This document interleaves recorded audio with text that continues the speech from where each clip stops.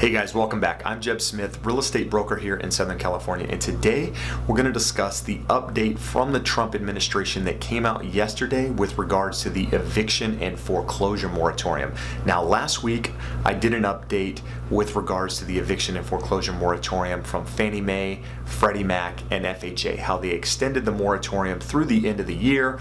But I mentioned in that video there was a lot of people that weren't covered under that moratorium, because if you didn't have a Fannie, Freddie, or FHA loan, then there was a potential that you could still be foreclosed upon, or if you were renting a property and the homeowner of that property didn't have a Fannie, Freddie, or FHA loan, then essentially you weren't covered. Well, yesterday the Trump administration released an update through the CDC that they are going to extend the original foreclosure and eviction moratorium that started back in March as part of the CARES Act through the end of the year. Now, this will cover a lot of people out there, but there's a catch. And that's what we're going to discuss in today's video. But before we do that, I'd like to ask a favor. If you're new to me, new to my channel, it's all about real estate, helping buyers, helping sellers, helping people navigate the home buying, the home selling process, and covering topics like this, as well as mortgage forbearance, helping guide people with answers. And if that's of interest, do me a favor, hit that subscribe button and stay up to date on all things real estate related. And if you like the content, give me a thumbs up. It helps with the algorithms out there. It helps me accomplish my goal of educating, buyers, sellers, and tenants. And if you have a comment, do me a favor, comment below. I always go back, I address those. I'm happy to have a conversation with you about the information out there. So right now we're going to take a look at the actual documents. I'm going to link below to the document from the CDC that discusses the actual moratorium. It's 37 pages, so I'm not going to pull the entire thing up here on the screen. I'm going to pull up a short article from Housing Wire that gives a synopsis of it. I highlighted a couple things in there that I think are important. In that document, I'll pull up a couple of pages from the document itself, and I'll also show you the official document that you have to attest to if you are claiming that you can't pay your rent. There are certain things, certain qualifications in order to qualify to not be able to pay your rent. There's certain things you still have to do, and there's a document that you have to sign and provide to your landlord. I'll bring up that document so you can take a look at it, but again, it will be in the link below if you want to take a look at the actual information. Now, before I get into it, I do want to say I realize there's a lot of people out there that are still hurting from this, a lot of landlords that aren't covered under the moratorium. This really only helps tenants. It really only helps those that were potentially getting foreclosed upon.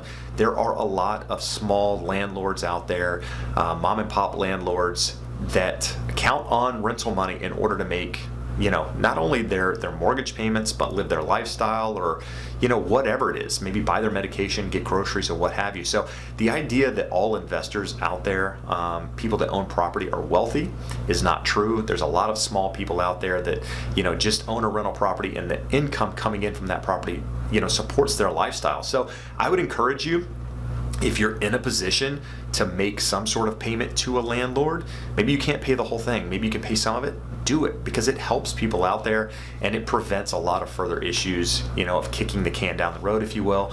I'll get off my soapbox for now, so let's bring up those documents and take a look at them. So here's the first document from Housing Wire. Trump administration bans most evictions through December, but there's a catch. The highlighted part I've put here: the order made public by the Centers for Disease Control, that's the CDC, on Tuesday will prevent landlords from evicting most tenants across the United States effective September 4. To apply for the new moratorium, tenants must file a form with their landlord stating that they cannot pay rent, have substantial household income have lost substantial household income due to the pandemic, and will make their best effort to pay partial rent. Tenants also have to stipulate that eviction could push them into homelessness or to live with others in close quarters. Tenants who make less than $99,000 per year or have received a federal coronavirus aid check earlier this year are eligible. The order lays out criminal penalties for violating the mandate, but does not relieve tenants or their obligation to pay rent. So let's pull up this additional document here. So this is the attachment. This is the document that you essentially have to attest to in order to have your rent delayed, not be evicted, etc. Now this goes over quite a bit of language here. I'm not going to read it verbatim. You can take a look at the document in the link below, but essentially you're certifying that you've used your best efforts to get government assistance for rent or housing, that you expect to earn no more than $99,000 or $198,000 as a married couple filing jointly, and that you're unable to pay full rent or make a full housing payment due to substantial loss of income, loss of compensatable hours of work or wages, layoffs, or extraordinary out-of-pocket medical expenses. You're using your best efforts to make timely payments, blah, blah, blah. If evicted, I would likely become homeless, so on and so forth. So you have to sign that document and provide it to your landlord as part of this moratorium extension. So as you can see from the documentation there are certain things that you have to attest to, certain qualifications in order to actually extend that eviction and foreclosure moratorium. Now, I think a lot of people will fall into that category. A lot of people receive checks. So there's going to be a lot of people that do qualify, which is good. It's going to allow them to, hopefully give more time to get back on their feet.